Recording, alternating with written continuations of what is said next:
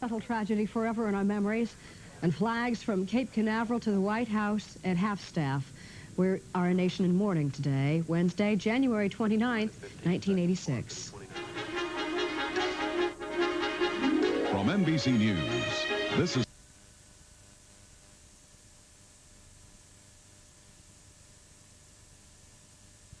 And hello, everyone. We will be devoting our entire 2 hours today to an examination of the space shuttle tragedy and a look at where the space program goes from here. With Bryant on vacation, John Palmer joins me at the anchor desk after long duty yesterday. Good morning, John. Good morning, Jane. Among our guests this morning, Senator Jake Garn, a shuttle traveler himself, and we'll go live to Concord, New Hampshire to talk with the friends of the teacher astronaut, Krista McAuliffe. And we'll talk with a psychologist who will tell us how to deal with what can only be described as this national case of grief. Well, let's get started with the latest on the shuttle probe from Bob Jameson at the news desk. And good morning, Bob. Thanks, Jane and John. Good morning. As the nation continues to grieve this morning, the air search for debris from the shuttle, anything that may help explain why Challenger exploded, is resuming. NASA refuses to speculate on the cause of the tragedy, but some space experts this morning believe that a leak in the shuttle's huge external fuel tank was responsible. Dan Molina is standing by at the Johnson Space Center in Houston with the latest on NASA's plans for an investigation. Good morning, Dan. Good morning, Bob. The investigation into something as catastrophic as this has to deal with everything from the very obvious to details that even computers may not have noticed. Included in the obvious, yesterday morning at this time we were talking about icicles that had formed on the shuttle during a bitter cold night. NASA's only stated concern at the time was that an icicle might break off and damage the orbiter's heat protection tiles. But are there other possibilities? Could an icicle have damaged the huge external fuel tank or some connecting fuel line? The details. Is there some fact, some measurement, some hint locked in the data collected in Mission Control that can explain what happened? One of the very first things NASA did after the explosion was to freeze everything here, seal it off so everything will remain as it was at the moment of the disaster. The photographic evidence. The moving pictures appear to show us where the bursts of flame appeared. That could help. It could narrow the investigation to specific points on the main engines, the fuel tank, or the solid rocket boosters, perhaps to the small explosive bolts used to separate the fuel tank from the orbiter. But the video could be deceptive. NASA today will look at still pictures taken with high-powered tracking equipment, and that should provide more details. Beyond that, all day here and for so long to come, the people here will be asking themselves critical questions. Do they recall any design flaw? Anything they worried about that stopped being a concern after so many successful missions? It's all important now in this investigation, a task that is perhaps the most formidable assignment ever tackled here at the Johnson Space Center. Bob? Dan, thank you. The sudden public death of the 7 astronauts has produced an emotional outpouring around the world. President Reagan ordered all government flags to fly at half-staff until February 3rd. And Concord, New Hampshire, home of teacher Krista McAuliffe, the first ordinary American chosen for space travel, is covered in sadness this morning. Fred Briggs is with us from Concord. Good morning, Fred. Good morning, Bob. The bitter cold that seemed to have accompanied this tragedy has stilled most of the movement in this small capital of a small state. The cold sinks into people much more readily than the impact of what happened yesterday at Cape Canaveral. You could see that last night at this church. A memorial service for Krista McAuliffe, here where she, her husband, and 2 children had attended services for years.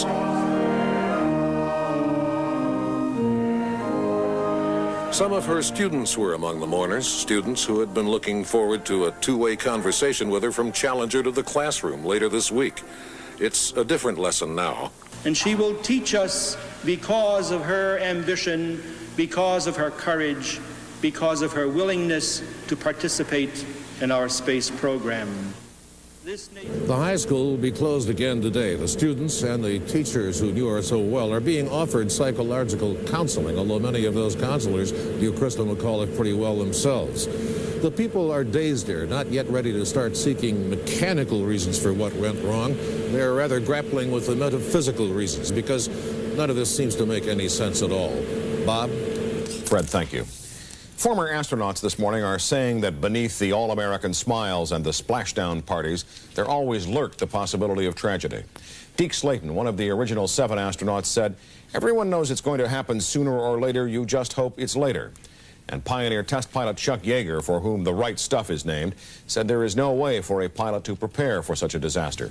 But Yeager, the first to break the sound barrier, predicted that the space program will recover from the Challenger tragedy. Roy Neal, who has covered the space program from its beginning for NBC News, is at the Jet Propulsion Laboratory in Pasadena, California. Good morning, Roy. Hi, Bob. What are your thoughts on the future of the shuttle program? Well, let's begin with the premise that the United States space program is on hold for an indefinite period of time, as we might also say are the space programs of most of the free world this morning. There's mystification, which has to be resolved. They've got to look into the crystal balls of telemetry and computers to come up with some answers to something that is, at the moment, a total problem. The problem is this. The telemetry coming down from the spacecraft showed no problem in sight until the detonation. Even in Mission Control's commentary, as we listened, the commentary continued after the explosion was seen on our television screens because the commentator was busy looking at that telemetry as it came through. So now they're studying down to the microseconds of time in the telemetry file to see what could have happened. The booster container, quite likely, is one of the things they're looking at most closely, and that's the reason for the search this morning. But as far as the program is concerned, which is the big feature, first, they'll have to figure it out, and then they'll have to figure out what needs to be done about it. In this case, it happened so fast that the astronauts couldn't even push their panic button, the button that would have separated the spacecraft from that booster. There was no time for anything. It just happened, Bob. Roy, if you remember, as you well do, 20 years ago, almost 2 decades ago, when the Apollo fire occurred, it was 21 months before there was another manned space flight. Do you expect something like that to occur now? I don't think it'll take that long this time. In that case, the cause of the fire was something that was a total design failure. The spacecraft had to be totally redesigned. In this case, you have the record of 24 successful missions before disaster struck. So I don't think this will be quite that sweeping a change required. But until they figure it out, who are we to second guess them? Did on television yesterday the families of those the astronauts and the private civilian that was involved in this, and our hearts go out. We can say no more than that, but we all, as you say, Jane, share in the love and affection and just the sorrow of this, because it's such a terrible Even as thing. we all go about the business at hand, which we all will do today. We continue on, and we do have our little weather forecast for you this morning. We had some contrast in temperatures yesterday, for instance. So Krista McAuliffe from her hometown, but first, this is Today on NBC.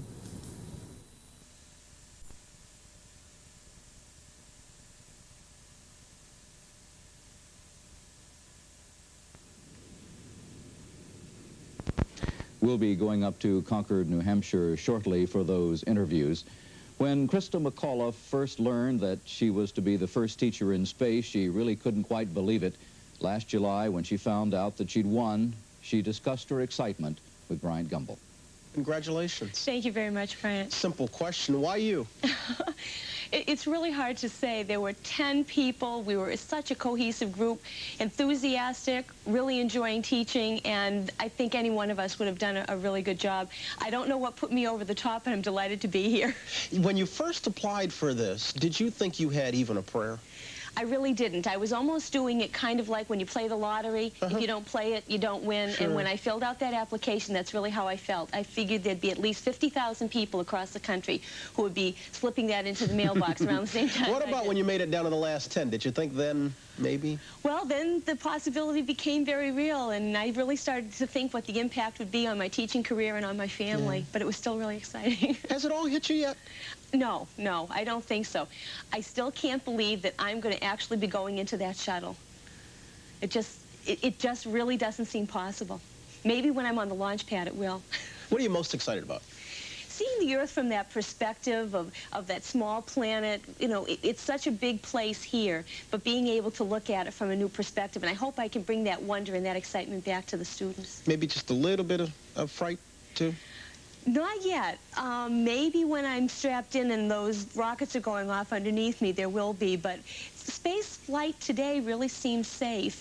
We had a good example of that when NASA shut down the last one through the computer because one of the backup systems wasn't working. You say it seems safe. A lot of people equate that with it also seems boring. Have you been one who followed NASA efforts all along, long before? Oh, yes. Oh, yes. I can remember watching the Vanguards as they went like this, and I remember Alan Shepard's first suborbital flight, and it was really thrilling. I read where you said you wanted to demystify space. In plain talk, what does that mean? Well, we see the space program as a science or math or technological adventure right now. I want the students to get a little bit of ownership. I want them to feel that they're part of the space age because they're the future and their children or grandchildren are going to be pioneering that. Mm-hmm. So I really hope to bring an ordinary person's perspective to this. Have you heard from some of your students yet? Yes, I have. They've been dropping by the house. They've been sending me cards. They've been calling. That's been super. NASA, of course, has a selfish interest in all this. I mean, they want to build up public support for the huge outlays that are necessary to keep the program going. As part and parcel of being the first ordinary citizen, I mean, are you expected to be the ordinary speaker who's out there making speeches on NASA's behalf? That's going to come. Certainly will, but I'm also delighted that the teaching profession and students and the whole country is really going to benefit from this. We hopefully are going to know an awful lot more about what life is like aboard the shuttle. Yeah. You go up on January the 22nd. That's what the date is, yes, of 86, right and we're hoping that that'll be met. What are you most concerned about between now and then? Well, probably just getting my life in order. I do have a family in Concord, New Hampshire, and I have to get them set. I also want to make sure my replacement in school is going to be comfortable for next year. Any thoughts, however slight, that you might not measure up once it gets going? Well, one of the things that has been really surprising is all of the publicity, and I was saying to my husband the other night, it's almost like I'm reading about somebody else, you know? Well, it's a dream come true for you. Oh, it certainly is. That interview seen here on Today last July. In just a minute, we'll go up to Concord, New Hampshire to talk with some of Krista's friends. Right now, this is Today on NBC.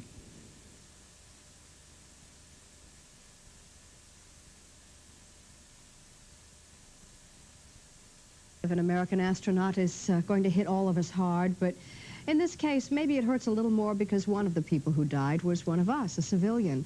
The teacher astronaut, Krista McAuliffe, lived in Concord, New Hampshire. And we go now to St. Peter's Church in Concord as three people who knew Krista McAuliffe very well join us. The pastor of the church she attended, Father Chester Moroka of St. Peter's Church, her next-door neighbor, Ginny Timmons, and a family friend, Pam Tarbell. Thank you all for being with us. And I should say at the outset that we do have some audio difficulties this morning. I think we would be able to hear you well enough. We'll try. Father Chester, your parishioners must be turning to you with the unanswerable question, why does such a thing happen to such a good person? What do you say?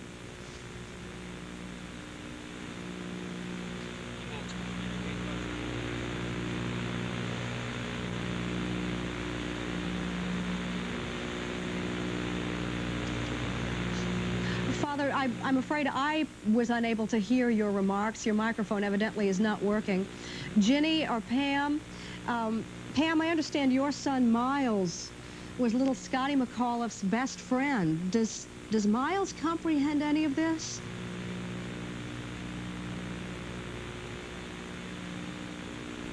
No, we're striking out here too in audio. I think maybe we should just try to repatch this and come back a little later. Where's John Palmer? If John could come join me, we'll try to get back to Concord, New Hampshire. Meanwhile, Steve Delaney is still down at Cape Canaveral this morning. Steve, what does the Cape look like on the morning after? Jane, Steve Delaney? Bleak. Yes, Jane, I can hear you. It looks pretty bleak down here right now. There, as you might imagine, in the wake of such a thing as happened yesterday, those members of the news corps who were not... I'm sorry, I'm responsible for that problem. I had it in my pocket trying to keep warm. It is cold down here, Jane, and fairly bleak. Those members of the press corps who were not here yesterday morning showed up in droves yesterday afternoon. I think one of the ways that we can look at what happened yesterday from now on in an attempt to understand how they're going about the investigation is to consider what happens when there is a plane crash, which happens all too often.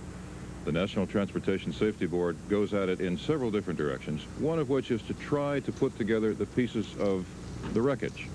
There aren't many pieces, but the search for them goes on and continued through the night last night. Steve, I'm going to interrupt you just now, and we will get back to you for more of your report, but I understand we do have Concord back, I'm hoping, okay. In which case I can reintroduce Father Moroka.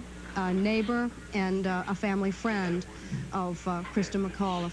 Father Chester Mroka, what I was asking was, when your parishioners come to you for the answer to the question, why does such a thing happen to such a good person as Krista, what do you say? Well, we don't have an answer for that, Jane. We simply try to be supportive. As we mentioned last night at our service, we simply see the value of her work, of her contribution to this program, and the example that she's been to the nation, especially to the young people. Other than that, we simply try to be supportive. Ginny Timmons, you're the next door neighbor. You have 8 children, I understand. One of your daughters has an autographed picture of Krista. What did Krista say in that autograph? Well, I brought the picture with me, Jane, just because the picture bespeaks Krista's charisma that all of us felt. Our daughter is a freshman and received this as a high schooler, but I think any of us on reading it could identify as well. And what does she say? In it, she speaks of, to Jean, may your future be limited only by your dreams. Love, Krista. Well, what about the dreams of a young woman? Are they going to be traumatized by the loss? I'm sure for everyone, they're devastated, but it's a temporary devastation. I think all of us, as I say, I readily identify not only with what has happened to Krista, but to her families and the other astronauts and their families. Pam, you have known Krista for a long time as a dear family friend. We know, obviously, she was a devoted teacher, a modern working mother, but she was more than that to her family, obviously. How did she do it all, in the phrase of the day? She had lots of energy, and what you saw on television through the media is how she acted all the time. She was an excellent mother. She spent lots of time with her children, taking them all over the place, doing the things that all the mothers do. It was hard for her, I think, to leave her children and go back to school, but she was so dedicated about teaching that she was able to combine the two, and she had lots of support from her husband, Steve, and from the people around her, and she was able to carry it off. Ginny, everybody's so concerned about Steve and the little kids. You watched them next door the last 4 months without Mom. They doing okay? Right.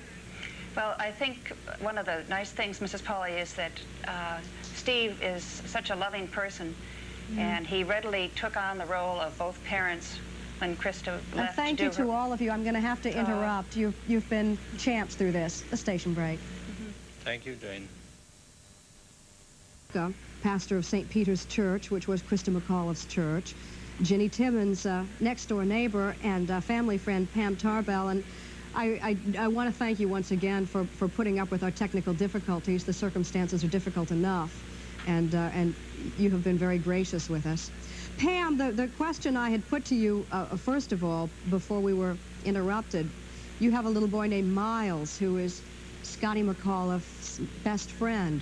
Does he comprehend what has happened to Scotty's mother? Yes, he does. They didn't tell him directly at school. They waited for the children to get home before they found out, because they didn't want it to be too much of a shock to them. But I'm trying to just feel his questions as they come. He feels very badly. He was very close to Krista. He spent a lot of time with Krista, going back and forth. We would take turns watching each other's children often. In a way, he wished it was him rather than her, because he felt so close to her. How do you know how to handle it? You are grieving along with everyone else, so what kind of wisdom can you pass along to a little boy when he asks those questions? Oh, I don't. You just have to bring them out of your heart and give them the best, most sincere answers you can give them. We only have limited experience doing this, and we have to make the best of it and take the worst thing that happened to us and make it a positive experience so the kids go on and learn, and they try to do the best with their lives, because if they didn't do anything, if they did less than that, that'd be a disappointment to Krista and what she really tried to do for all of us.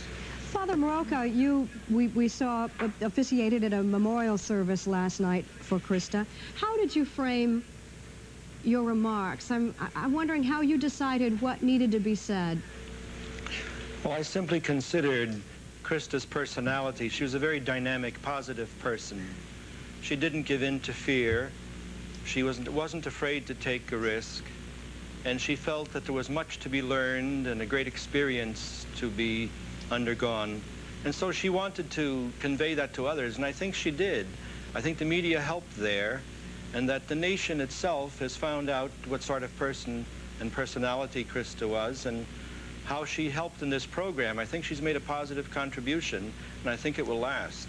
How profound is the feeling in Concord this morning? We all are feeling the sorrow and the grief, but at the hometown, I'm going to guess it's a little bit more than that even, is it?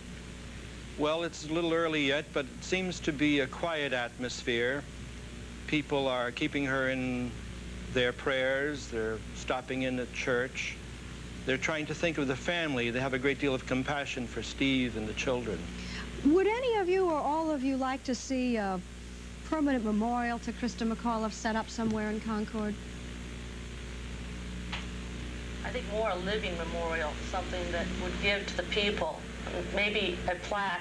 I don't think she would care too much about having a huge statue erected to her. I think she would like it to be something for education, to continue the excitement of life for everybody.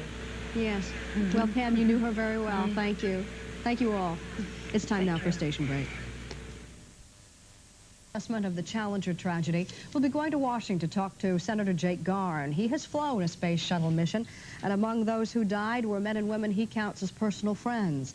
We'll also talk to Senator Pete Domenici, a member of the subcommittee that appropriates funds for the space program. And we'll also hear from two former astronauts who themselves experienced frightening emergencies in outer space, David Scott and Alan Bean. Bean, by the way, also was involved in the training of 5 of those who were lost aboard the Challenger. And we'll also meet 14-year-old Peter Billingsley. He's the national spokesman for the Young Astronauts program, and he was at the Cape yesterday watching that liftoff. But first, at the news desk, here's Bob Jameson. Jane, there are no firm answers this morning to the question of why the Space Shuttle Challenger blew up little more than a minute after it was launched from Cape Canaveral. All 7 astronauts were killed. Today, a search is on in the Atlantic for any debris that might provide a clue as to what went wrong. Steve Delaney is standing by with a report from Cape Canaveral. Steve, good morning. Good morning, Bob. Actually, the search has been going on since right after the disaster yesterday. It has simply intensified since we have daylight, but it went on through the night and will continue until they're convinced they can't find anything else. Ships have been doing most of the heavy work during the night because they can get down closer to the water, and they have electromagnetic devices which can kind of try to pinpoint where there are larger pieces. So far, most of what's been found is quite small, 2 feet by 5 feet, has been recovered but has not been identified. With the coming of daylight, it will be possible to use aircraft once again and to get broader spanses of the ocean covered. The area is several hundred square miles. It's centered about 30 miles off the coast. Now, whatever's on the bottom is going to be very hard to discover because it's in the edge of the Gulf Stream. The bottom is sloping off toward the edge of the continental shelf. And because the water is of different temperatures out there, it's fairly turbid and is going to yield evidence rather slowly, Bob, and answers even more reluctantly. Steve, thank you. Krista McAuliffe, the enthusiastic, outgoing teacher from Concord, New Hampshire, lost her life as her family and others from her hometown looked on from the ground. Dennis Murphy reports. NASA gave the good seats to the kids from Concord, the bleachers just opposite the shuttle. I'm nervous for her, and I'm really proud of her. Krista McAuliffe, their teacher, was on the spaceship. The kids huddled in the cold grandstand right behind their teacher's mother, father, and sister. The moment had arrived.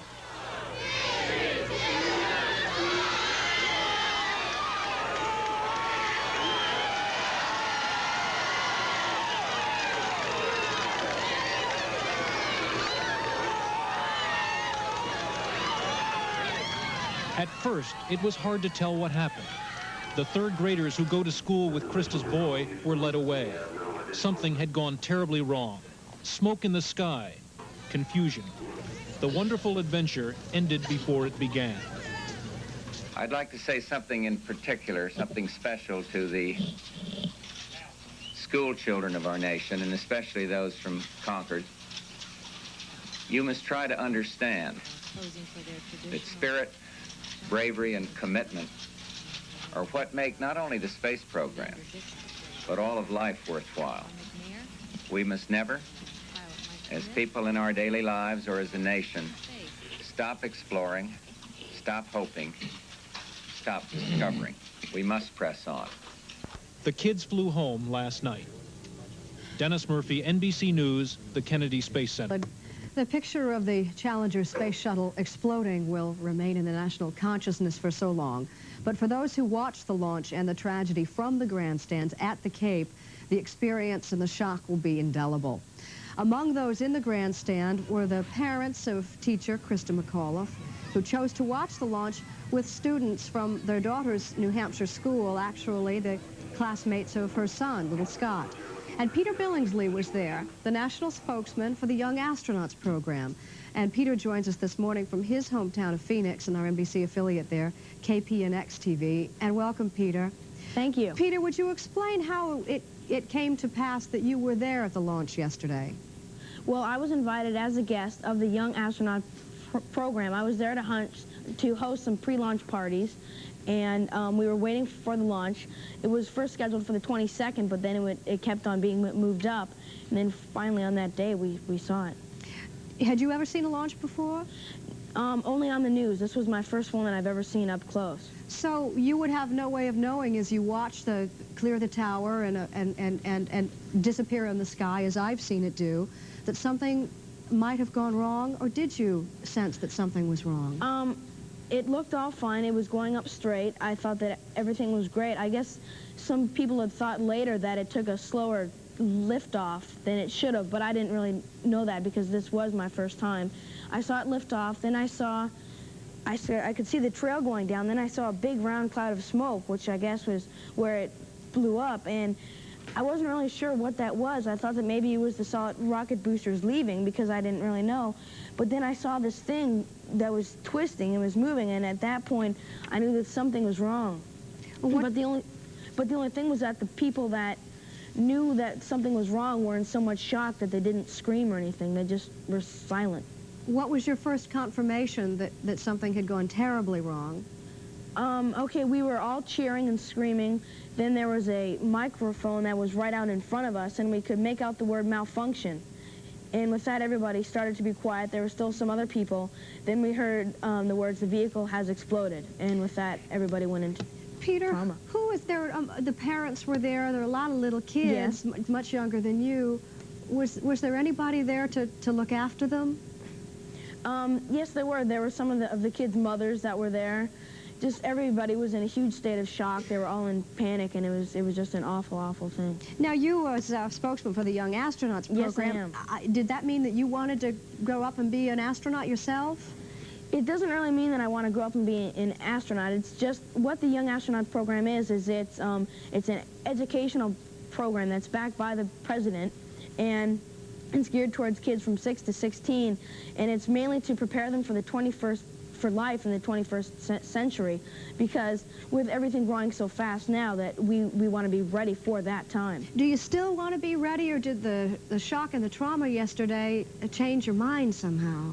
No, I think that even though it's an awful thing, like President Reagan said, we've got to keep going. We've got to keep moving with full force. I think we should find out what happened wrong, and possibly today's young astronauts can possibly make a fuel tank that would be less prone to blowing up, or could make a possible escape hatch on the shuttle. Do you feel your job as a spokesman for the Young Astronauts program is all the more important today?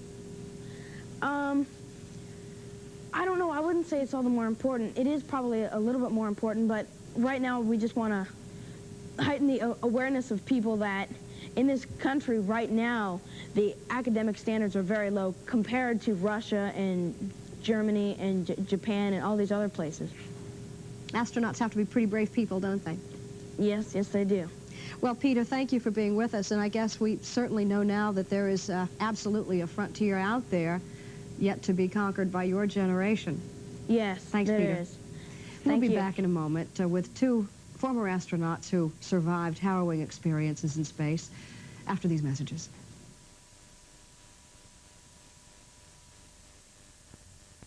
Astronauts, both of whom had close calls in space. Alan Bean, crew member aboard Apollo 12, was the fourth man to walk on the moon and the commander of Skylab 2. He also was in charge of basic training for 5 of those who were lost aboard the Challenger. He joins us now from the Johnson Space Center in Houston. And here in our New York studio, David Scott, a crewman aboard Gemini 8, Apollo 9, and commander of Apollo 15. He remains a leading authority on booster engines. Good morning, gentlemen.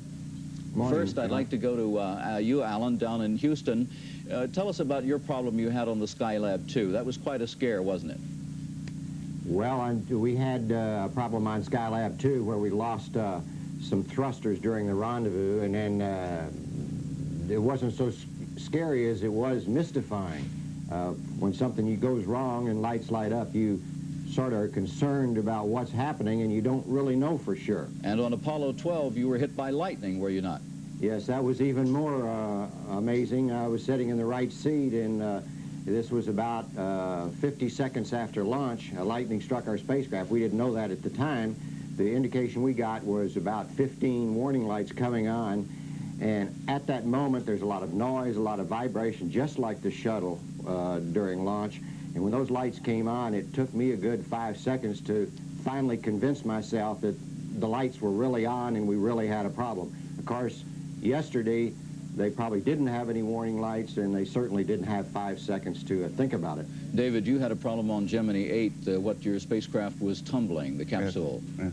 Well, it was similar to what Alan said. It's a surprise. You see the indications, you take corrective action, and most of the time in flight it's almost automatic because of the intense training and the preparation that you have before you go. David, you're an expert on the booster situation. All the attention now seems to be focused pretty much on that main tank, fuel tank. Do you think that's where the problem was? Well, it's hard to say, John. I think we can't speculate until NASA's had an opportunity to review all the data and reach a conclusion of its own. NASA's a very good detective. I think they'll be able to sift out the data, especially since we've had 24 successful flights and we know what's going on with the shuttle. And as a matter of fact, my company's developing a small upper stage booster rocket based on the shuttle technology, and we feel very comfortable that the shuttle and its technology is a very safe system. Alan, as we mentioned at the beginning, you were in charge of helping to train 5 of the astronauts. You have some pretty special memories this morning, I would assume. I certainly do. When I heard that the shuttle had a disaster, I, of course, turned in television and followed it, and then they showed the pictures on television of the crew members, and the 5 professional crew members were ones that were the first astronaut candidate class that we had back in 1978, and I trained most of them. I have good memories about all of them. One of my favorite remembrances was of Judy Resnick. We had taken all the candidates down to Key West to undergo some parachute training and some water training, and there were 50 people in this boat where we were teaching them how to survive in case they went in the water in their parachute. There was only about 15 astronauts. The rest were Navy and Air Force pilots. And one of the procedures was that you need to learn is the boat gets going about 20 knots and drops the person, in this case Judy Resnick, in the water, and she's being towed behind the boat, and you've got to figure a way to come up and not be swallowing water and turn over on your back and release your parachute harnesses. And that day, if you don't do it right, by the way, and I didn't do it right when I did it long years ago and had to do it again, on that vessel there were only 2 people out of the 50 that did it right the first time, and Judy Resnick was one of them. And so I had a fine memory that moment when that occurred, and I've thought about that many times, about women in space, and Judy Resnick particularly. David, what does all this mean, this tragedy of yesterday, mean to the future of the space program? Big setback? Well, I think it's a temporary setback. It is indeed a big setback. It's a tragedy.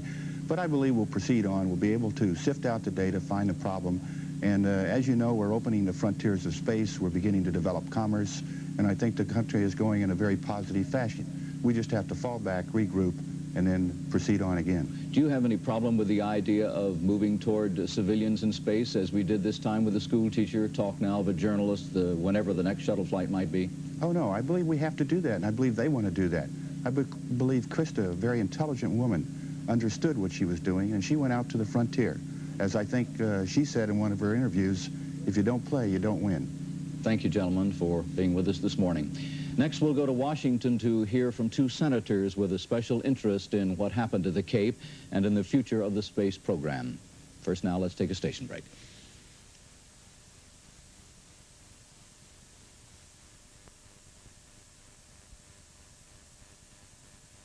Special interest in the space program are with us this morning from our Washington studio. New Mexico Republican Pete Domenici is chairman of the Senate Budget Committee, and both he and Republican Jake Garn of Utah are on the Senate Appropriations Subcommittee that oversees NASA's budget. But perhaps Jake Garn is best known as the senator who took a shuttle flight in outer space in April of last year. Senator Garn, the personal was paramount for you on yesterday. Has 24 hours changed your perspective at all? No, it hasn't, Jane. It's been an extremely sad time for me. Visiting with the families last night was very difficult because it's so impossible to feel adequate in what to say to comfort them. But I suppose the thing that was most touching was Mrs. Scobie standing up as the Vice President and Senator John Glenn and I walked into the room in the crew quarters at Cape Canaveral.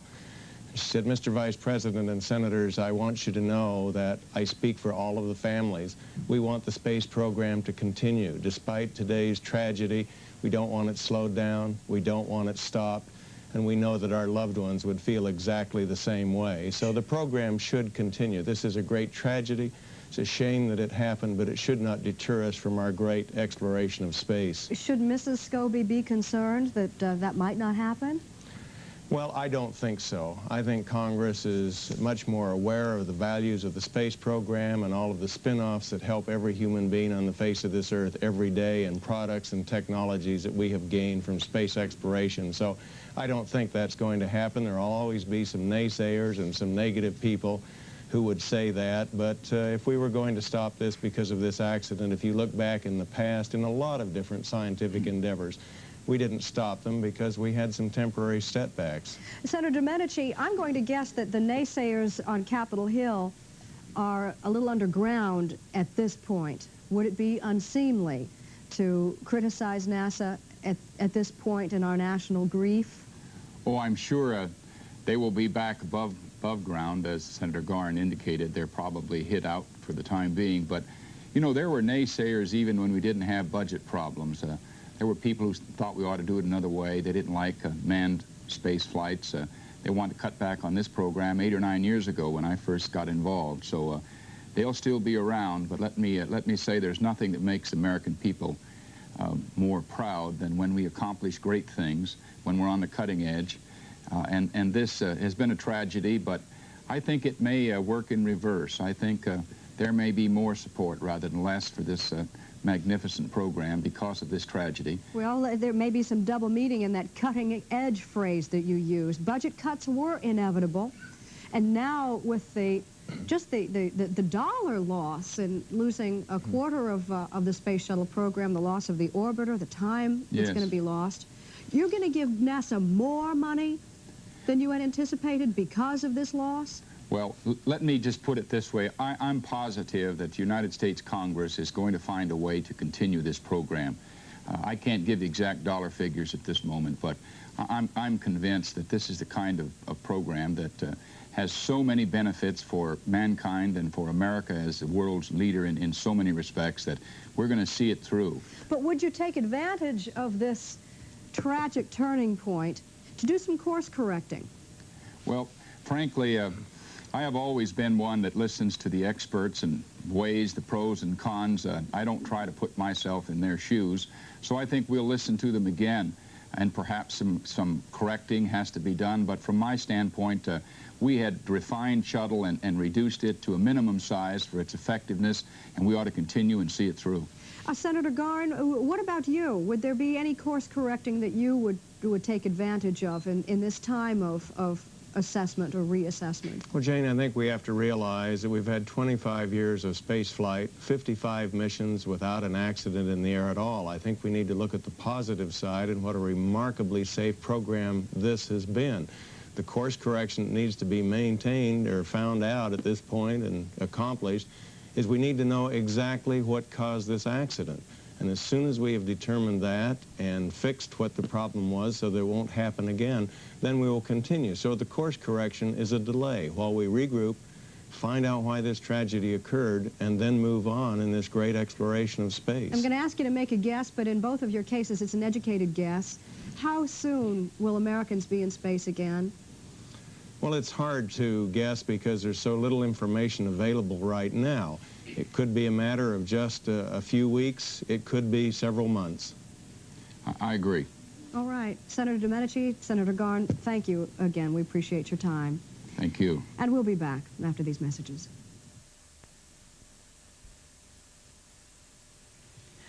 If you have never seen it, the launch of a space shuttle is frightening, it's thunderous, it's awe-inspiring to see when it turns out right. We're going to show you this split-screen version of the launch of the Columbia on January 12th, the successful launch. And next to it on the left is the launch yesterday, the disastrous launch of the Challenger. And they are set time to time. Throttle down to 65% shortly. Engines at 65%, 3 engines running normally, 3 good fuel cells, 3 good APUs. Velocity 2,257 feet per second. Altitude 4.3 nautical miles, downrange distance 3 nautical miles. Engine still running smoothly at 85, now stepping down to 67% as the shock wave. Engines throttling up, 3 engines now at 104%. Challenger, go at throttle up. Challenger, go at throttle up.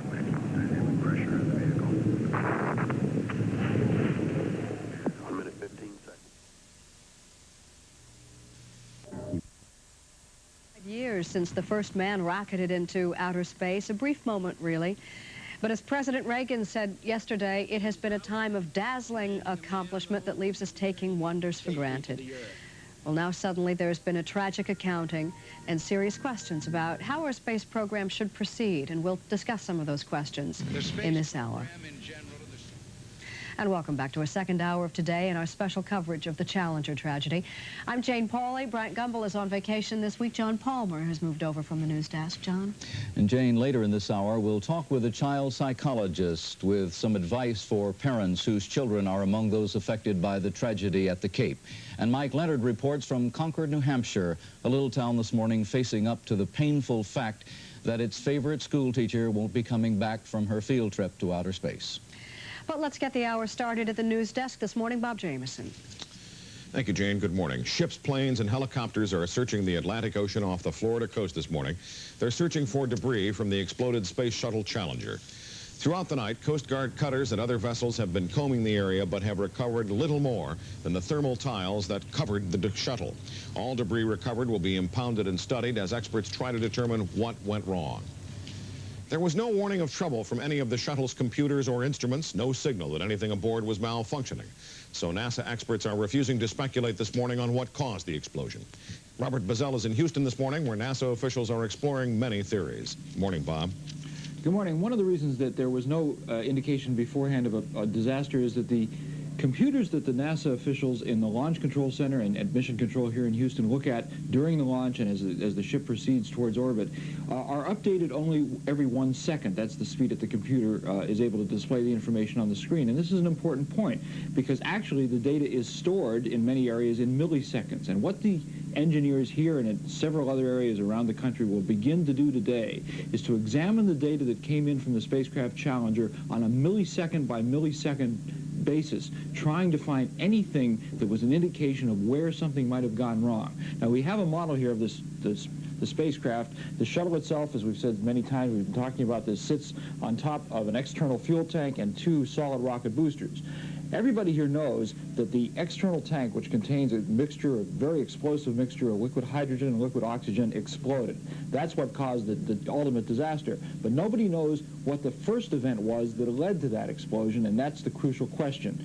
The solid rocket boosters themselves are full of a kind of fuel that does not explode, so that wasn't where the problem began. However, there are some explosive bolts here and in several other areas that are designed to throw these off at 2 minutes and 5 seconds into the flight. One theory, it's one of many theories, and their only theories, is that these explosive bolts may have gone prematurely. Another theory, one that we've heard quite often, is that In the main shuttle engines, which are at the back of the orbiter right there, there are some fans, turbines that rotate very quickly.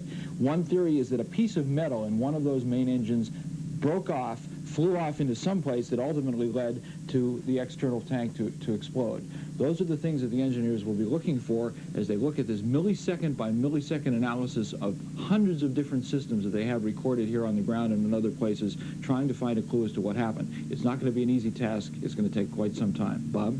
Bob, thank you. Florida Democrat Don Fuqua says his House committee, which funds the shuttle program, will conduct its own investigation into the accident. He says, however, it will follow NASA's investigation and will not be aimed at placing blame. The world, as well as the nation this morning, is mourning the loss of the Challenger crew. A moment of silence was observed by the Canadian Parliament, the French Senate, and the European Parliament meeting in Strasbourg. In the Soviet Union, radio stations played American music. In Rome this morning, Pope John Paul praised the 7 crew members as courageous pioneers for human progress. Speaking to more than 5,000 people at the Vatican, the Pope said the tragedy has caused deep pain for people all over the world.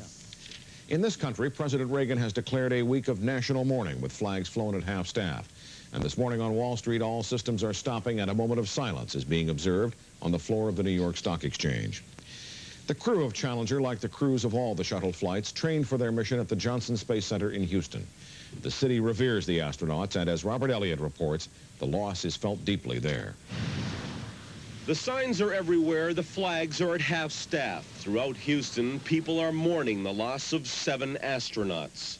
Take this moment of silence to think about them people that disappeared from the world today that was so tragic. Astronauts are an important part of the Houston community. They're admired, respected, and often treated like heroes. Shuttle Commander Dick Scobie was no exception. I do think that it takes a very special type of person to be an astronaut, and I think he fulfilled those special qualities. Scobie was born and raised in Washington State. He loved airplanes, joined the Air Force, became a test pilot, and finally, in 1978, an astronaut. His hometown was thrilled with his success. Classmates, teachers, and coaches remember him fondly. Interested in athletics, played football. Again, not an outstanding athlete, but a heart like you wouldn't believe. Hey guy, we're going to give you a little picture. Scobie first went into space in 1984. Even then, his mother was apprehensive. It's been fun, but it's been scary. I'm starting to have sleepless nights already. Scobie saw the shuttle program as a dangerous and complex experiment and felt people were beginning to take its safety record for granted. Each one of them is an individual technological marvel in itself, and you lose that by watching so many of them. There are a lot of things that go on during space flight, and it's not easy to do, and it may look easy from the outside. It's not easy from the inside. Robert Elliott, NBC News, Houston. It's moving toward 8:07. Jane? I don't suppose it's neither here nor there to most of the people at home, but I knew Dick Scobie. He was our associate during the, well, I'll call it the Sally Ride mission, 2.5 years ago. And he was a lovely, lovely man. Gentle and competent and cool and great guy. Well, you know, we were just talking here a minute ago, the years that I had in my freelance radio days, I worked for the space agency for 22 years. I did a lot of their radio work and got to work with the astronauts and many of the people connected with the program.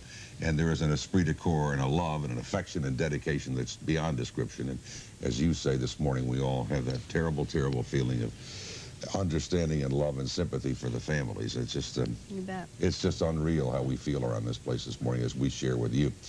I have a couple of nice things, however. I want to back at what our manned space flight program has been and a look ahead at where it might be going from here. But first, this is Today on NBC.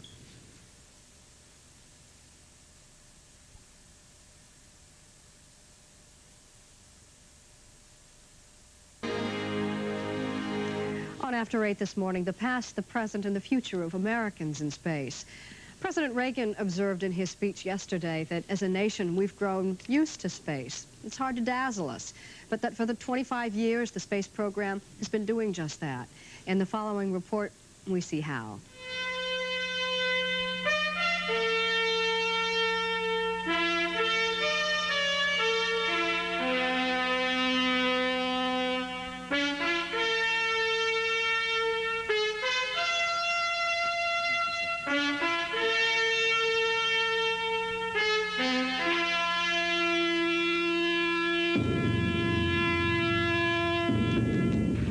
We choose to go to the moon in this decade and do the other things, not because they are easy, but because they are hard. It was hard work and years of testing that led astronaut Alan Shepard to open the doors for Americans in space.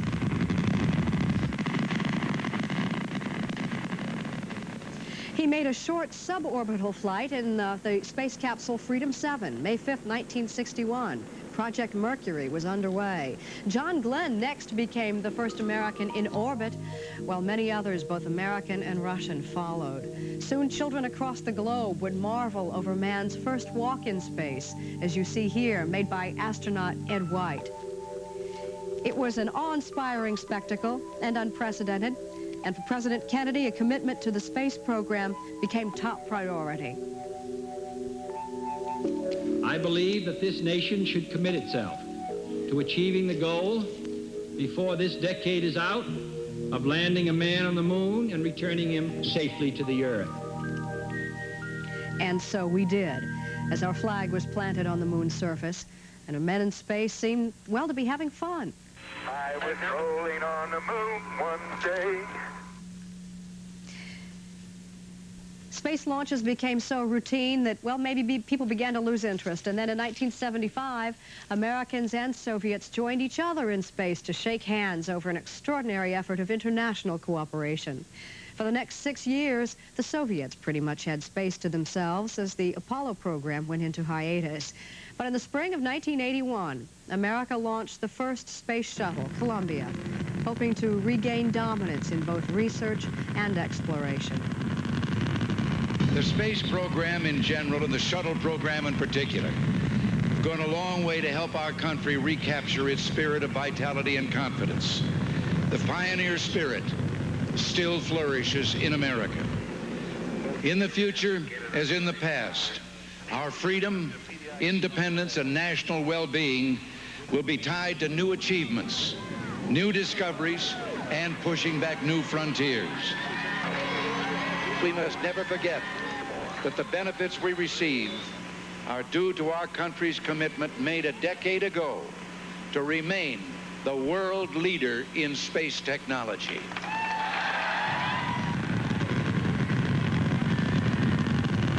We'll continue our quest in space. There will be more shuttle flights and more shuttle crews, and yes, more volunteers, more civilians, more teachers in space. Nothing ends here. Our hopes and our journeys continue.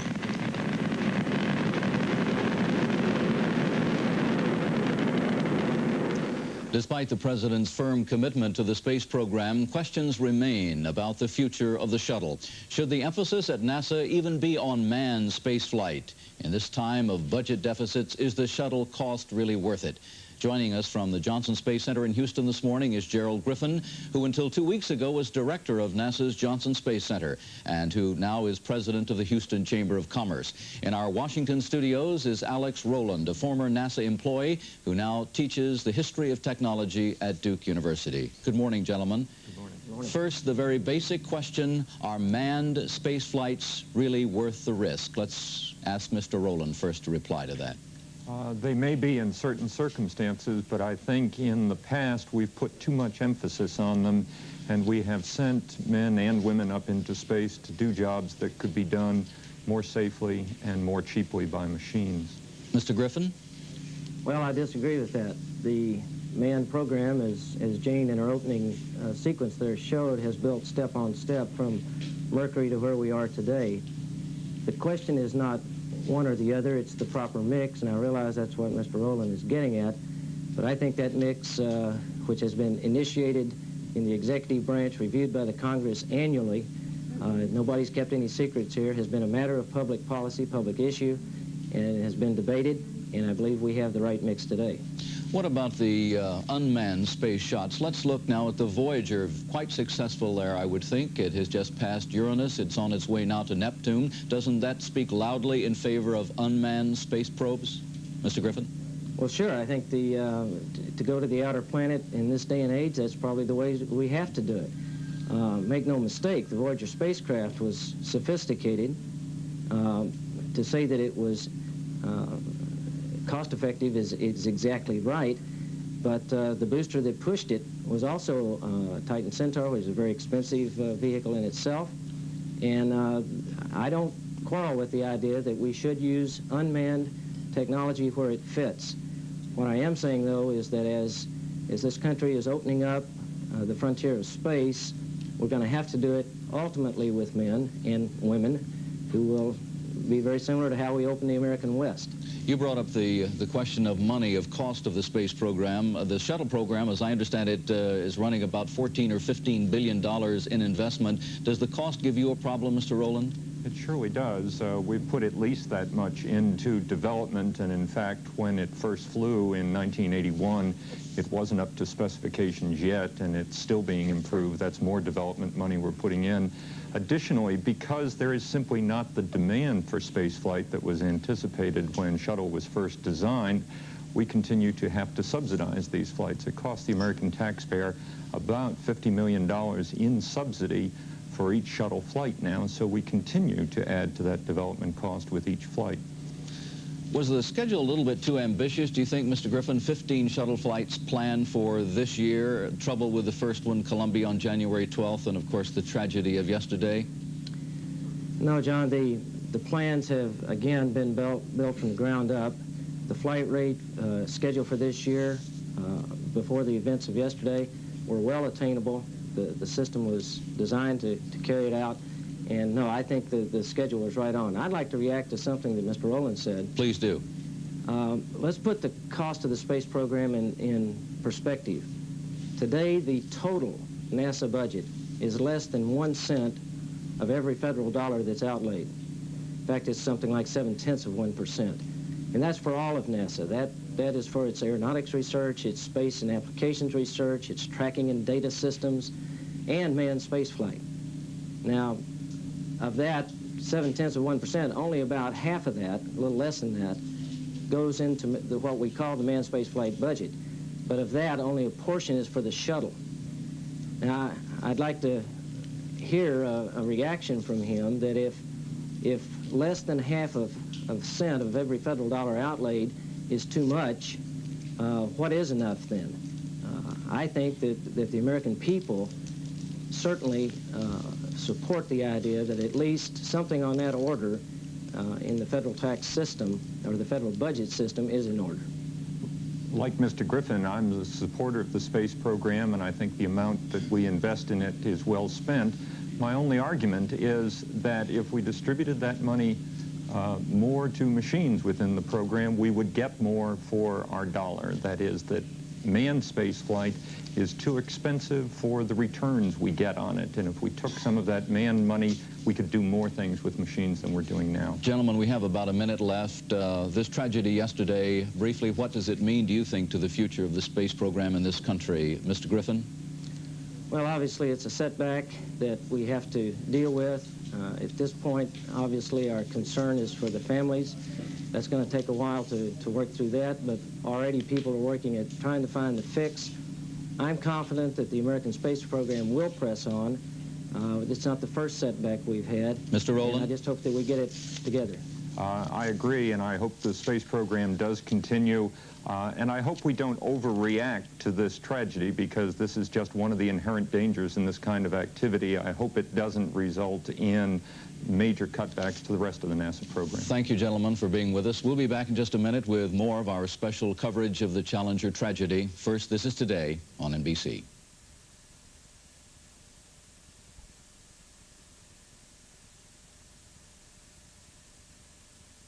Tragedy that maybe you overlooked, or maybe you dealt with it in your own home yesterday. Should you turn off the TV or let the kids watch all they want? Kids are scared and confused and grieving too, and we'll talk with an expert about how to deal with it. Now a station break. It's legal off-street drag racing. I guess like a lot of you at home, I spent a lot of the day yesterday with John Palmer watching you on television, John. I did not see the liftoff on live television, but my husband heard on the radio and came in and told me, and my reaction was just like anybody else's. It was, first of all, I hoped that it was still on the pad. I don't know why, but when he said the shuttle exploded, I wanted it to still be on the pad and nobody in it. I wanted it to be some fluke. Sure. But then, you know, but my reaction was the teacher and some tears, and I fled immediately to the television. This must have been within a minute or so of you being on the air. And we there were on you about were. 11:43, 11:44. Yeah, and there you were, and you told me what had happened, and I spent about the rest of the day with you. And one of my professional questions at the back of my mind was, when John knew this had happened, how did he know how did he get on the air so quick? How did he know which studio was live? Of course, how did he? You know, we have the camera always on the 5th floor that's hot all the time. That happened because of the tragedy of the assassination of John Kennedy. Since that day, when it took about 30 minutes to heat up a camera, we've always, since that time, had a hot camera there. I was watching the live feed from NASA Select on the monitor in my office here on the 3rd floor. And we wear these things, you know, in the ear that we plug in. And I was just watching that, just on standby. I was the guy on duty in case there should be a problem. But these have become so routine. But something possessed me to put in my earpiece and plug it on, put my coat on, and watch this. And then I saw the lift off, and for the first, and after it hit about a minute, I remember taking this off, and I was in the process of unclipping it from my back to put it back on the counter. We're not going the air. Everything is fine. And then I saw the blast, and I thought, is this separation? I've never seen separation like that. And then when you saw those two things that were described, those white cones, that horrible sight, I realized there was something wrong. And then I did hear him say, we have a major malfunction. And by that time, you were out the door. I was out the door, then running up to the 5th floor to go in front of the camera, and we went on. I didn't quite know what had happened. Nobody knew, but we knew there'd been a big problem. And on my way running upstairs, NASA had said, after a long, agonizing 43 seconds of nothing, that there had been an explosion. And I remember talking to the producer saying, well, can we wait a minute to get a little more information? The next thing I heard, we interrupt our regular programming. Here is NBC News correspondent John Palmer. And we went with it, when all we could say at that point was there has been a problem, NASA says, in its explosion, and here's the tape, here's what we just saw. Because it was not carried live on the East Coast, it was carried live on the Today Show on the West Coast. You did not have the opportunity that the rest of us had to react as a person first. No, I didn't. I sure did afterwards, though. How so? I thought, I was just very moved afterwards, and watching nightly news. I went off the air about 6:30, and I watched nightly news and kind of saw it there as a viewer. And I was very moved by Tom Brokaw's close. When he said that, you know, we were with you, he said a word to the families, we were with you, and all those joys and walking on the moon and oh boy and those great times. And he said, and we're with you. We shared your pride, I think he said. Right, and we now share your grief. Sorrow. We share your grief and sorrow. It was well put. Well, it was one of those days that you did awfully well, trying circumstances, and I'm thinking of their family. I was thinking of Sally Ride and all the other astronauts because they're grieving too. But we'll be back after station break.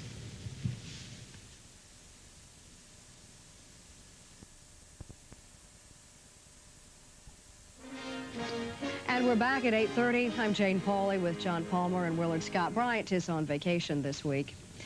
Well, at schools all across the country, as well as at the Cape Canaveral launch site, there were a lot of children watching the space shuttle that would carry a school teacher into space, a teacher with some ambitious plans for bringing her spaceflight experience into their young lives. Well, experts this morning tell us that some of those children may be having difficulty with what they saw yesterday, as well they might. We'll hear from one expert in this half hour who will tell us maybe what we should be doing today for the kids. And Jane will also find out what people in the aerospace industry are saying about the failure of the Challenger. And from Concord, New Hampshire, Mike Leonard reports on how Krista McAuliffe's hometown is dealing with her loss. But first to the news desk and Bob Jameson. Jane, the air-sea search continues today for wreckage from the Space Shuttle Challenger. 8 ships searched through the night, hoping to find something that might provide a clue to the cause of Challenger's tragic explosion. A number of planes and helicopters rejoined them at daybreak. The search is centered on a 7,200 square mile area of the Atlantic, between 50 and 130 miles southeast of Cape Canaveral. Waters in the area are between 70 and 200 feet deep. The brother of one of the 7 crew members killed in the Challenger explosion says his family takes comfort in the knowledge that his brother died doing exactly what he wanted to do.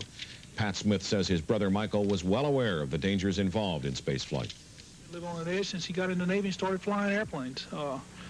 There's nothing wrong with that. His edge was probably not a whole lot worse than a lot of other people that test fly airplanes. Okay, so he was aware of that, and he accepted the danger because he was doing what he wanted to do, and he was very fortunate that when his time came, it came while he was doing what he wanted to do. What are the plans? A memorial service was held for another Challenger crew member last night in Concord, New Hampshire.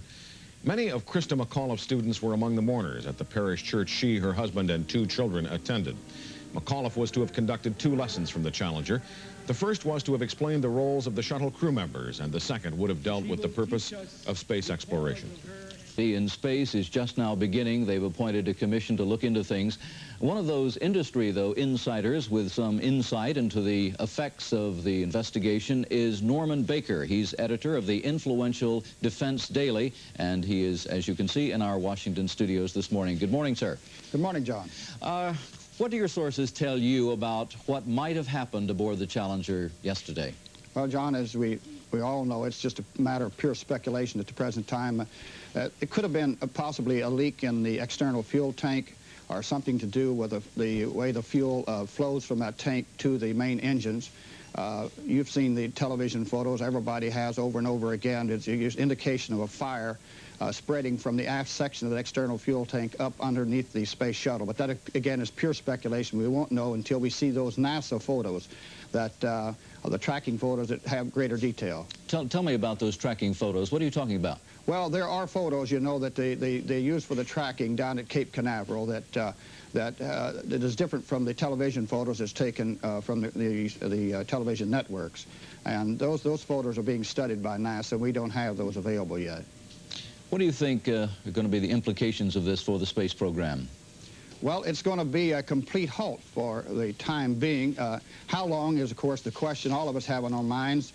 As you well remember, the Apollo 1 fire set us back for 21 months. This may not be as long, and it could be as long or longer. Hopefully, we can get to the basic problem right away, and that it's not a system problem. If it is a component that went bad, or this particular tank went bad or something, that's one thing.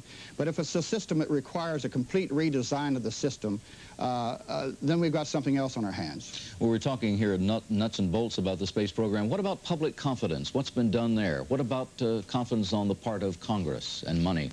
Well, John, I'm real pleased with what I've been hearing just in the past few hours of the people, the expressions of the people themselves, not just in industry or within NASA, but the man on the street. He seems to have accepted this thing as something that we, even though it's great shock to all of us, as something that we have to expect in a program as on the edge of technology as this one is. What about the role of civilians in space? This was the first time a sort of a private person in the person of Krista McAuliffe, who was on board, a school teacher. There was talk in the next shuttle of having a journalist on board there, or one of the later shuttles. What's it done to that idea of civilians going into space? Well, I hope it hasn't dampened it too much, John, because actually the space program belongs to the American people. It is their program. They're the ones actually that are pushing for what we have, believe it or not. And I realize that this, some people are saying that this shuttle was not reliable enough, we hadn't gone far enough. But take a look at our airplane crashes in the past year. The 747 that crashed in Japan and killed over 500 people. There's no more reliable a system than a 747. And you get a catastrophe like that, or like the one we've just had on the Challenger, you can't anticipate those things. You don't know that they're going to happen. So I don't know when we say we can, something will be ready that civilians can go aboard, and I feel it was as ready as it could have been. Well, Norman, the Soviets, we know, are working on their own space shuttle. It's said to be very close to ours. That doesn't that pretty much commit us to go ahead with our shuttle? Well, actually, they are copying our shuttle to an extent. They will not have their main engine on the shuttle itself. It will be on the external tank. But definitely we have to go ahead, not just because of the Soviet Union. The American people are a pioneering people. It's just like telling Daniel Boone, don't go through the Cumberland Gap because there's danger on the other side. You're not going to do that to the American people. And I think we have to move ahead with this. I was listening to Mr. Griffin earlier on this program saying that our space program is calling 0.7% of the federal budget. and the shuttle is still only a fraction of that. I don't think we can talk about cost here, that we must go ahead with it. Do you think there might be more of an emphasis now on unmanned space probes? I hope not. We have to have both of them. The Voyager that is taking such great pictures, the new planet, not the new planet, but the one that we haven't seen very well for the 200 years since it was discovered, is an example of what an unmanned system can do, but we can't build a system that'll take man out that far yet, and it'll probably in 2 or 3 lifetimes we won't be able to do that. But as far as the Earth is concerned, the need to explore the possibilities about Earth, I think this is where man will play the greatest role. He's the best computer. He's the one that wants to be there. We don't want to explore space with machines, or we won't do anything with machines, actually. Thank you, Norman Baker, for being with us this morning. Some advice for parents whose children are troubled by what they saw in the sky over the Cape after these messages. Yesterday's Challenger launch was for the young people.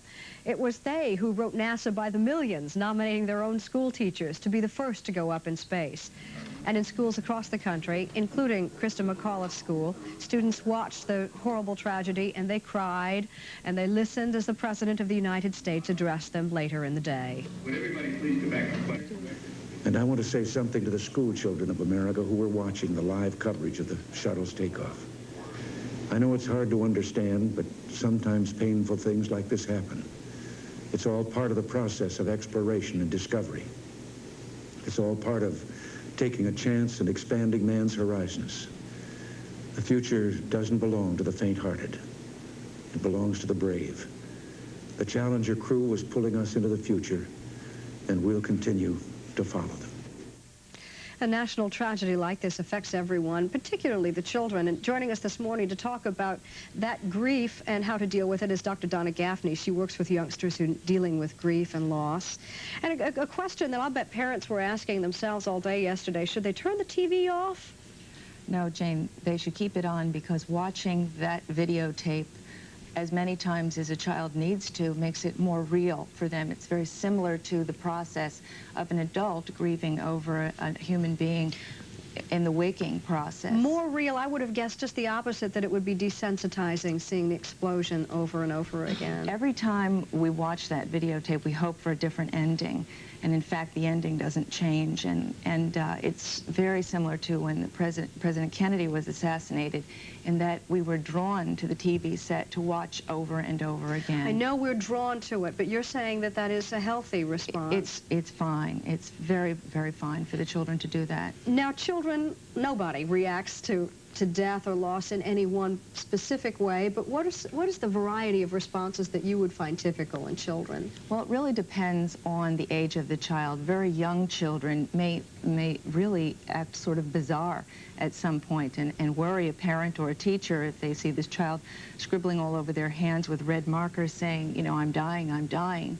An older child knows that death is irreversible, which is different than the younger child.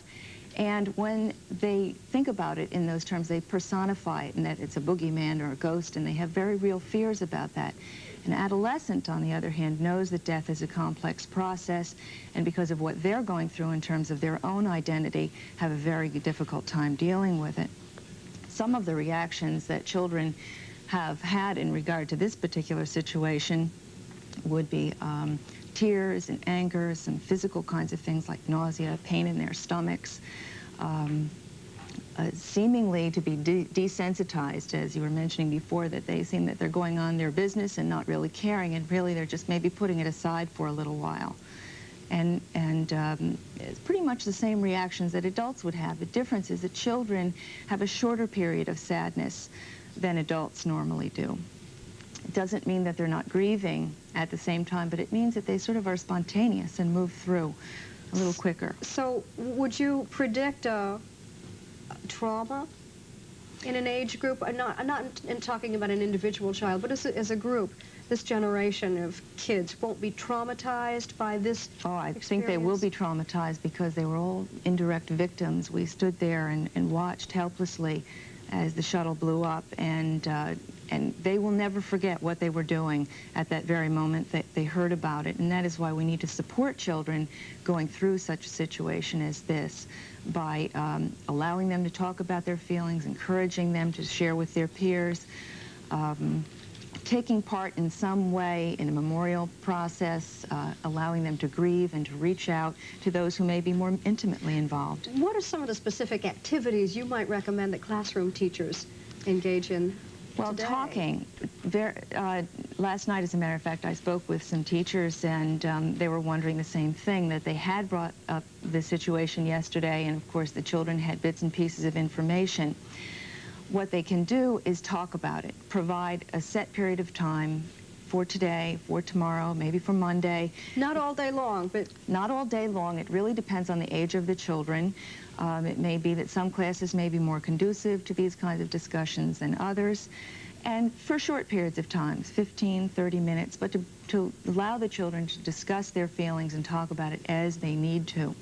Writing a letter is another thing you might suggest. Who would they write a letter to? The kids can sort of come up with their own ideas about who they'd like to write a letter to. The children in the Concord school system, for example, to express their feelings to those children because they're identifying so closely with those children. Maybe the people at NASA, maybe the family members of the different crew members. So there's a number of possibilities for them. But as they do this, they reach out to the other people and communicate their feelings to them. I remember rather vividly I was maybe 16, I think, a teenager, when the Apollo astronauts died on the launch pad, and how searing that experience was for me. I don't recall that the school did anything in particular, but I remember being so surprised at the fallibility of technology. Never mind the sadness and the horror, but just we weren't perfect. Maybe I hadn't been paying attention because nobody else thought we were perfect to begin with. But are children likely to grow up to be more fearful of technology? They will probably question, and something that they took for granted cannot be taken for granted anymore, and they will wonder about it. But they're so spontaneous and flexible that they'll soon begin to support the whole idea again and really be encouraged and look towards the future. And I think the President's message really speaks to that. Most kids are going to be very resilient. What kind of symptoms, however, would be a tip-off that a child is suffering more than normal? If they were behaving in a manner that might not be typical for that child, very quiet, very withdrawn, maybe very angry, maybe some violent behavior, those kinds of things would tip off a parent or a teacher.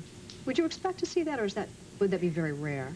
I think that in some children you might expect to see that, again, depending on their personalities. If they are children that typically hold in and maybe express their feelings in different ways.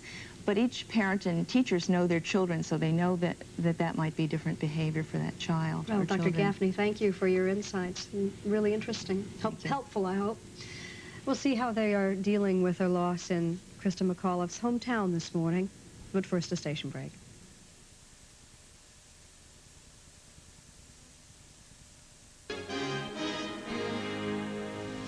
Usually when Mike Leonard goes somewhere, it's in search of something light for our cross-country segment. But this morning, Mike's in Concord, New Hampshire, and it's not light. Morning, Mike. Morning, John. In one respect, Concord, New Hampshire is just like every other town or city in America. Its people walk through life strengthened by lessons learned when they were very young. They were made for each other, it seemed, Krista McAuliffe and Concord, New Hampshire. Unsophisticated, family-oriented, and hopeful. Well, she was a regular person, but she reached out for a dream, and she wouldn't let go. I thought when I get in high school, I could have her for a teacher. I thought she would be nice and do stuff with us like experiments and tell us what she did in space and stuff. Yes, they were made for each other, Krista McAuliffe and children. One thing that she wanted to come out of this was a sense that education is the vehicle which will take young people into the future. Young people like Sarah Washburn. Space to her was a mystery until a teacher came along and answered one of her questions in the local newspaper. After that, she was walking about 5 feet off the ground most of the time. as children will do, their joyous ride through life, after all, is just beginning. Well, when it went up, I was like, hooray, our whole class was jumping up and down because we thought it was going up right when it went up and looked like a good flight. And then all of a sudden, when it bursted or exploded, our teacher started crying. Because it just wasn't supposed to happen that way. Childhood adventure stories have happy endings. So thought the children who talked to Concord psychologist Mike Vanaski. They were coming up with all sorts of fanciful solutions to the problem. Maybe they crawled out the window. Maybe they landed on an island. Did they find the spacecraft? No, in fact, the latest word we have officially here from NASA is that the crew of the Space Shuttle Challenger was killed in the explosion. As disbelief became reality, local radio station WJYY became a shoulder to lean on. Their regular music program was dropped so that callers, many of them children, could get through. We heard tonight that there was no survivors. And it was kind of a spur-of-the-moment decision to just start taking phone calls, that maybe this was a way that people could express some of their feelings and reactions to the tragedy. A tragedy felt most acutely by fellow teachers and parents. I was feeling for Krista's children at that point, and I wanted to be with my own.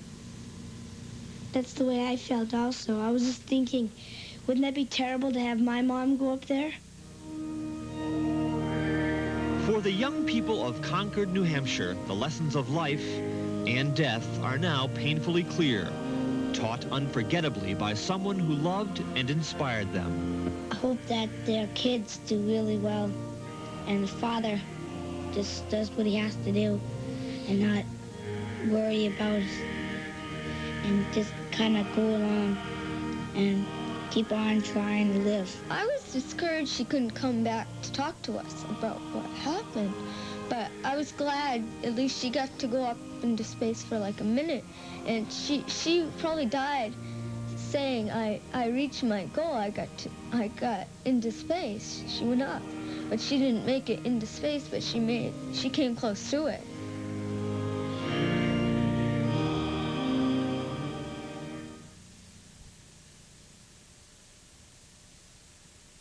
May be interested in the answer to the best that we know it, but you were talking with Norman Baker, the editor of Defense Daily, about the high-resolution cameras that NASA has that were taking pictures of the launch yesterday in probably much greater detail than the television pictures that we saw. Much better resolution. Will we ever see those? Oh, I think so. Those beautiful films you see of the various space projects and of the shuttle going up and the Apollo, and some of those taken in outer space, some of the very best pictures were taken by those high-resolution cameras and lenses that NASA has, and I think very definitely we will see that. So that NASA will be studying them frame by frame. Certainly first, but I think certainly the public for will the see moment, them too. I would guess that, like everything else, that's been impounded. Yeah. But, well, we'll see, and if we see, you'll see. And we'll be seeing you tomorrow.